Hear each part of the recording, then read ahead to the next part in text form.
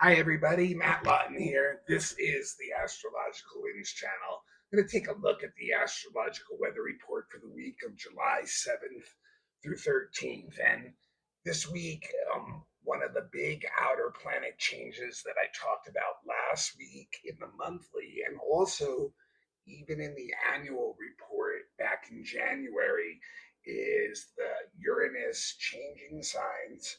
And on Monday, going into Gemini. So that's going to be just for a few months, actually. And I don't want to really get into this too much because I really prefer that you go back to last week's blog where I talk about it in the monthly, or go back to the annual blog in January and take a look and take a listen to that, because I get into it a lot more extensively. And I really want to spend this week mainly talking about our full moon in Capricorn. But this is also the week next Sunday that Saturn goes retrograde. And I also talked about that a lot in the monthly last week. So I really would prefer that you guys go back to that. I don't want to really get back into them. I'd really rather just talk about mainly the full moon in Capricorn. So just a little business first. The Astrological Winds channel is a free video blog that I do on YouTube every week. And if you are a YouTube, if you have a YouTube account, I should say, can you please become a follower? And, if you like what you're seeing, and if you do become a follower, don't forget to turn your notifications on, or you won't know when the blog is posted. Also, the blog was a podcast long before it was a YouTube channel. It's still available out there on podcasts. It doesn't attach you to the video. It's the same exact audio as you get on the YouTube channel, but you don't, it frees you up to do it, listen to the podcast while you're driving or whatever, the time when you have some time for audio, but not necessarily video, and you can kind of fit it into your busy schedule, right? Also, the Astrological Winds channel does have an Instagram page. So if you have an Instagram account, please become a follower there. I don't really post too much there, but the link every week to the blog on the YouTube channel is there. And remember, the best place to also find it, besides following it on YouTube, is at my website. That's www.astrologicalwinds.com. Not Winds Channel, just Winds. And that's also the place where you can find my menu for all of my professional services. I know some of you guys have some questions about that. Please, I get into it extensively there. The prices are there. If you need to work in installments, we can do that. But when you're ready for a reading, or if you know someone, please take a look. And all kinds of different readings available. Also stuff for students, also stuff for groups, and I'll get a little more into that at the end. So this week, there's really not a lot going on besides the full moon in Capricorn. One thing I do want to mention to you guys again, and I think I mentioned it 2 or 3 weeks ago. So our outer planets are all at pretty much the very beginning of a sign, especially with this Monday with Uranus going into Gemini. Uranus, Saturn, Jupiter, Pluto, and Neptune are all within the first few degrees of the signs they're in. And therefore, when the moon starts going into a new sign, it hits all those guys right away. And if it doesn't hit if there's no other planets after that are in the middle degrees, we're getting these long void of course moons lately. And some of them can go over a day. And what I tell people is a void of course moon is like almost like a little mini Mercury retrograde. It's like a day or so, or a few hours, where if you try to make decisions, they don't seem to go through right. Like there can be miscommunications, misunderstandings, just weird things happening, things going awry, basically. And so, like, normally that's a couple hours or so, but lately we've been getting some void of course moons that go a day or even more. So just be aware of that. You can look, if you have astrological calendar, they all tell you moon says VC. That'll tell you when the moon's going void of course, and until you see it going into the next sign, that whole period is really like a little mini Mercury retrograde. So you just really want to handle that by continuing to do the things that you were already doing. Try not to start new stuff up, things like that, because it can get weird really fast on you. All right. So I just wanted to make that little comment before I get into the couple things I want to talk about this week. And the first thing is actually today, Monday, and we have a Venus trine Pluto. And this Venus trine Pluto is really getting some really profoundly deep emotional experiences within relationships, the type of emotional experiences that are actually transformative to your consciousness and to the other person's consciousness. So it can get very, very deep with one another, and very, very intimate, very, very profound insights into ourselves and into others that bring in new understandings and bring a closeness and intimacy, a trust in energy in these relationships that can be just really phenomenal. It can really just really change our world, the way things we look at. So it's a great opportunity if if you're in a relationship, and it doesn't necessarily have to be romantic. Any kind of relationship that you're in a one-on-one today, or in a smaller intimate situation where you can really make some very deep connections and have some deep understandings. And that can be done in small groups too, but it usually is more of a one-on-one thing. It's like almost like, wow, our two souls have something for one another that really is helpful to one another. Now also, when Venus is trine Pluto, we can get very creative and create some very, once again, transformative type of art that, like, not only is expanding our consciousness as we do it, but like expands the consciousness of those who experience it. Or we can expose ourselves to art that changes, that like expands our consciousness and changes us and transforms us. So it can be very, very interesting energy. And this is also with Venus trine Pluto. It's a day where you can get some great financial benefits. We can really set up some strong, good investments and things like that. Now, it's interesting to note that also today on Monday, Mars is sesquiquadrate Chiron, and that can definitely make us feel like certain areas of our life are stuck right now, no matter what efforts we try to put into them, that they just end up being like pretty much futile, that they're not making any kind of difference. And that, like, even we may even have a good attitude where we're trying to adjust to the circumstances, to get around some of the roadblocks that are out there. And it just doesn't seem like it's something that we're able to do. It's like one of these times, like, where we just feel like we're like the salmon trying to swim upstream, and like it's just really, really difficult to make very much headway, basically. So that can make us realize that, hey, certain situations may just have to be weighed out right now. They literally have to wait until something else develops to change them before we can once again take action on them and start to motivate. So, just, realizing that, that it's a time where we might not have much power to shift the situation, that we have to just kind of wait for that. Now, one of the things too is to be careful with Mars and Chiron together in a rougher aspect, to be careful of the actions you take and the decisions you make aren't going to physically strain you and create some kind of physical ailment or injury or something like that. Or that might even be what's blocking us from wanting what we're wanting to do today. Some kind of physical ailment that we have can, gets acute, and we're just not able to do what we want to do. But we want to be really careful about weakening our health, is my point, during this aspect, because it's one that we can actually really do. Now, one other quick thing I want to mention, I've mentioned this one a couple times before.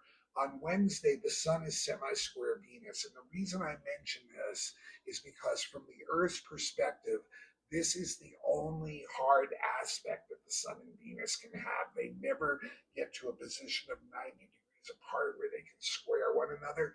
So the semi-square is really the only time they're in a tough aspect with one another from the Earth's perspective.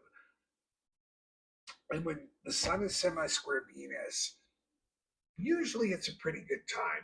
It's social like times, but there can be underlying tension in certain relationships that can give a little bit of an edginess, and like the truth is not really coming up to the surface yet, or not it's not that the truth isn't coming up to the surface, but people aren't really willing to talk about the truth yet. It's kind of a little bit too, like, a situation where they don't want to go down that depth, to that level yet. So we have a tendency basically to sweep the more unpleasant things under the rug. I mean, it is a time where we can, tell people, hey, these are some of my frustrations, but we don't let it get too far, too dark and down, and get, but once in a while, yeah, we can get into some discord, some arguments, and certain things, but usually they're not like, killer arguments. We're really, like I said, this one really has us seeking out pleasure, seeking out fun with our loved ones, showing affection, spreading a good vibe around. It can also, once again, give us inspiration for artistic work, right? And this is one where you have to be a little bit careful with money. Like, you could spend money on things that maybe it's not the right time to spend them. They're kind of more indulgent, more extravagant for where you're at right now. So that's something to actually be careful of. So the big thing this week is on Thursday, and that's the full moon in Capricorn at 19 degrees, and it's separating from a trine by Mars, and therefore in Capricorn it's ruled by Saturn, which has just turned stationary, right? It's turning stationary, going stationary retrograde this weekend, so it's standing still. And remember that Saturn is conjunct Neptune, which just went retrograde, to standing still and stationary too. And what's interesting is that Uranus just moving into Gemini, that means Saturn actually is in a sextile with Uranus now too. Now, the first thing to remember about the full moon, remember, it's the moon opposite the sun. So there's a lot of conflict within us from our emotions on one side and what they're trying to do, and our will and our motives on the other side and what it's trying to do. So there's like a conflict in the way, within ourselves many times during the full moon. And that's why people act out a lot. That's why people kind of can hit the apex of their crazy behavior. And individuals will sometimes act out. Sometimes groups will act out. Sometimes natural events occur that, like that, because they built up so much tension. So the thing to remember about this full moon, and full moon in Capricorn is always a funny full moon. And the reason I say that is because the moon is in the sign of its detriment, its weakest sign. It's a sign where, the moon's all about emotions, right? It's all about how we're feeling, are we feeling secure? Are we feeling like we're getting the things we need? And Capricorn is like the most non-emotional sign, basically. So it's like it really doesn't want a lot of that emotional input, especially if it's not grounded and practical. And yet that's usually what the moon wants, right? So that's what why you see it's in detriment. It's like the moon in Capricorn is actually trying to restrict or limit the flow of emotions coming in and out, which is very at odds with what the moon normally wants to do. Okay. And what makes it even weirder is the sun is in Cancer, that means, right? And that's the sign the moon actually most prefers to be in. It's the sign it rules, where it's getting nonstop emotional input, and that's what it wants. So this time we have our egos, our motives, ourselves wanting the emotional input, and the emotional part trying to limit the emotional input. So it's a very, very, very odd kind of situation. It's like, okay, it's the reverse of what those two lights normally want. Usually the sun's the one who's like, not so much emotional input, let's just go, let's motivate. And the moon is the one like, whoa, whoa, whoa, whoa, whoa, let's process this stuff emotionally first. So it's a very, very interesting full moon to me every year just because of that, because the Capricorn is trying to restrict that stuff. And obviously, that's where the tension is coming in. Capricorn's like, hey, we need to be wise, we need to be frugal, we need to be conservative, we can't allow emotions to dictate the decisions that we're making. We need to control this stuff. We need to restrict this stuff. This could threaten us, so that's what it wants to do. Capricorn really believes it has a lot of wisdom based on the past on the way to get through things. And so, like, it's really trying to control the environment and control people around it to steer them towards that thing. And when you're like that, it's pretty much like accepting like the minimal, in a certain kind of way. So that once again is why the moon can be like, feel a little bit, uncomfortable in this sign. It's like, that's all I'm gonna get out of this. And it's like, well, it's all you really need, but yeah, well, isn't there more to this? Can I get some more input in this? So like really there's a lot of like fear of rejection that goes behind that energy too. Like, just feeling like, we've gotta get things right. If we get things wrong, authorities won't respect us, they'll reject us, life will be very, very difficult, and it's the funny thing is too, like the moon in Capricorn makes all this kind of almost sit on an island. Like, they say no man is an island, right? Well, with the moon in Capricorn, every human's an island, basically. And it almost feels like at times that we'll never be able to bridge the gap of emotional distance between ourselves and others. So that can be really, that can be really hard for the moon. Inside, we can really shut down a Capricorn and not really express a lot of these emotions that we're feeling, and a lot of times, then the sun in Cancer is going to come along and be like, okay, I'm going to allow life to bring some emotional crisis into this situation, this full moon, and it's going to really shake you up because that sun in Cancer is like, it wants to feel things. It wants to be able, it's operating and being motivated by the way it feels. So, like, if you're restricting that, then you're going to be like restricting a lot of your motivation and energy. So, like, Cancer's like, if you want to get me going, you better give me some emotional input because that's my fuel. That's what motivates me. So like and for Capricorn, that can be really dangerous territory because emotions are unpredictable, they're uncontrollable, they're not limited.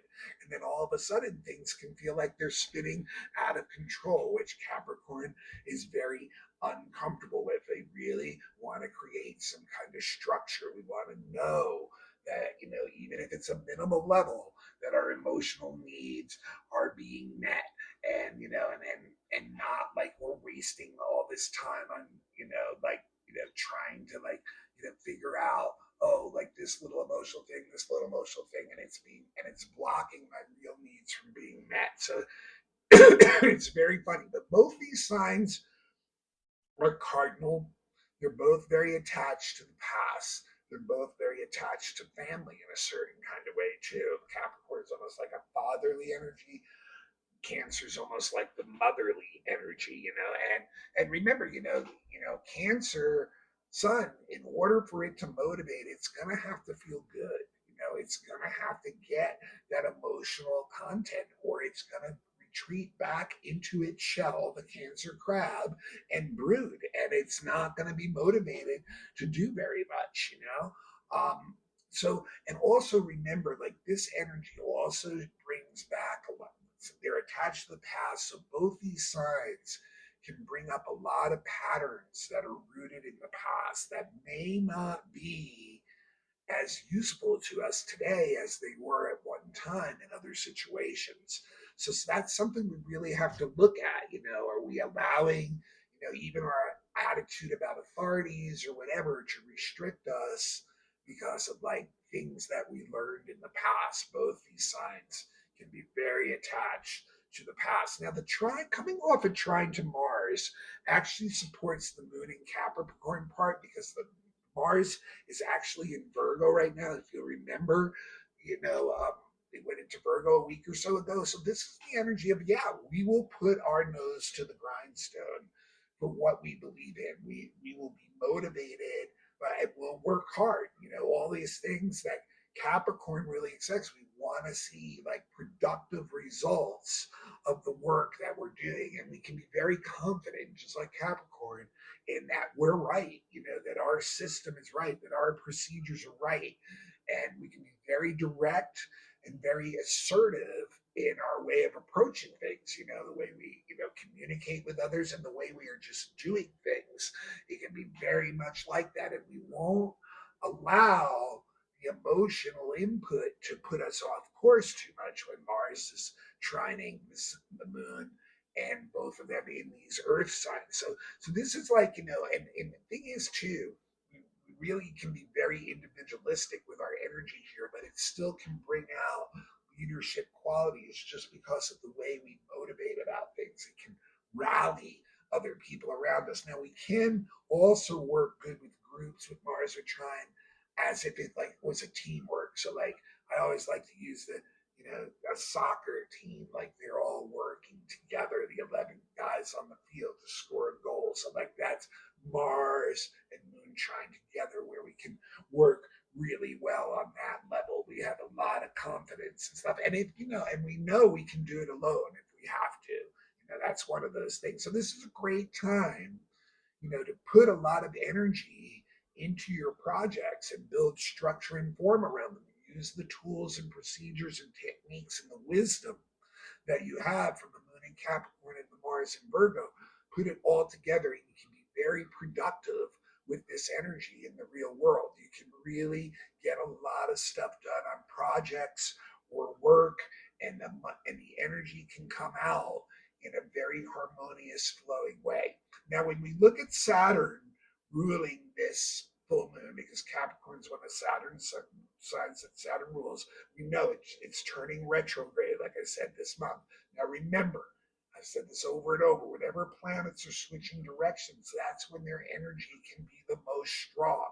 So, like, it's turning retrograde, that means it's feeling really strong. And of course, Saturn is conjunct Neptune. I've been talking about that for the last few months. They've been together, and and they will be together, and they both have just turned retrograde together. And I really believe this is really, once again, I've been saying it for months now, how much do you really believe, and what's inspiring you, what your ideals are, what your beliefs are in reality. Are you going to do the hard work that's required to prove to Saturn in reality that you really believe in that stuff enough that you're going to manifest it? Because if you fold under, then you really didn't believe in it that strongly in the first place. So this is once again going to be a great test of how serious and how driven we are about that stuff. And the full moon is going to shine a light on it. It's going to be like, okay, I'm going to give you a situation where you're going to have to deal with it or you're going to fold. Now the sextile to Uranus is really interesting to the conjunction, because that actually will feed inspiration and insight into this energy. And I think it could really support that energy about like, yeah, I do really believe in a lot of these ideals, and I am going to like go for it. It's almost like a merging of the wisdom of the past, right, with the insights that we're getting now, and where could that actually take us in the future. So this is a great time to experiment with that energy.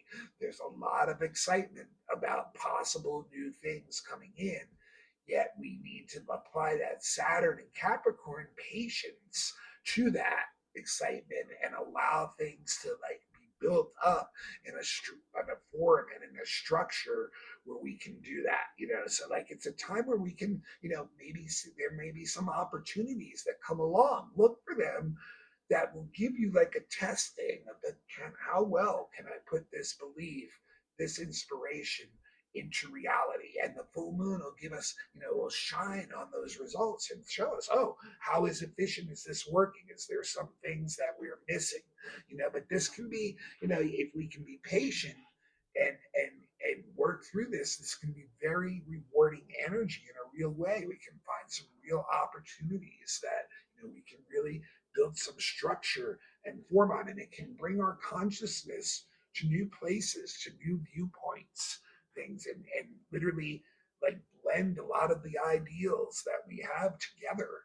And that can strongly affect our consciousness and allow us to bring change and transformation in a very real way with a full moon in Capricorn in a really structured and real world way. So you want to look to the houses in your chart where 18 degrees Capricorn and Cancer are, and that will tell you the two houses or the axis that energy is mainly going to play out with in your life and what this full moon will affect. And once again, remember, full moons have, in society, we're going to see people act out on this too. People who may be feeling too restricted or feeling like they're not getting enough of what they want. They may really act out this. And, and once again, always the full moon, we see an uptick in natural disasters. This is one that, Capricorn being an earth sign, we might see some big earthquakes during this time.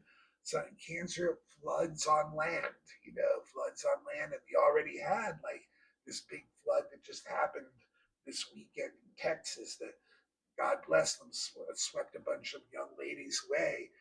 And, so that's the kind of energy this full moon can bring in on that kind of level. And once again, watching authorities get really rigid, getting really patriotic and trying to protect their own and what they define that, but kind of like almost smothering their own populations by doing that, by restricting them, like even taking their freedoms away and stuff, like, really like, and thinking like they're the wise person that's doing this, but it might be going too far and like literally destroying what the future could bring because you're falling back too strong, too authoritarian. So we got to watch for leaders who want to do that thing. Now, the one last thing I want to mention is on Friday, Jupiter is trine Vesta.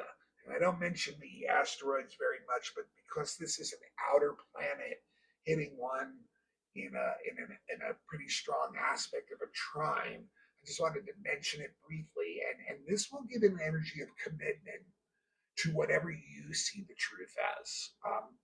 Wanting to gain more knowledge about what that truth is, and then actually trying to focus that truth out onto society in a much broader way, like either politically or religiously or something like that. But this can also bring us the opportunity to teach the wisdom that we already have out to society and others also. So a little bit of an interesting energy there, and that one will play out for a couple weeks or so. So that's something to be aware of. That you think if you have something and maybe that's what your full moon in Capricorn is going to be all about, is like creating a structure around something like that you want to bring out. So that's what I got for this week, you guys. This is Matt Lawton. This is the Astrological Wings channel. It is a free video blog. And what I ask people to do, and I want you to do right now, is pass the link along to somebody else that's in your contacts. Even if you've done it before, please pay me forward and do it again. If you'd like to give a currency donation, no amount is too small. My Cash App is $Matthew, 2 T's in Matthew, and then Lawton, Lauten. Venmo is the @ symbol. Matthew, once again, capital M, 2 T's, hyphen in the middle, Lawton, Lauten. Remember that the best place to find the link to the blog is on my website. And my website also lists my professional services. Best way for you guys to support me is when you need a reading, someone else that needs a reading, you can refer them to me. I can work on prices with you. I do all kinds of reading, birth chart, predictive for the year. Once you have that birth chart, you should do that every year. Children's charts, relationship charts, election charts if you're looking for the best time, big star readings for soul, deep purpose, things like that. Check the website out. If you're a student, I do tutoring. I'm looking for some beginners to start a class with. I do have some stuff available on podcasts. If you're a group, I do workshops, lectures, classes, mini readings for groups. So if you want to do something like that, it can even be done over Zoom or something like that. So it doesn't have to be right on a physical site. and check the website out. So really appreciate everyone who helps out, and really appreciate everyone who checks the blog out. Please pass it on again, and I will see you all next week, and we'll get into next week's astrology. And this is the Astrological Winds channel. This is Matt Lawton, and signing off. Until then, I will see you all.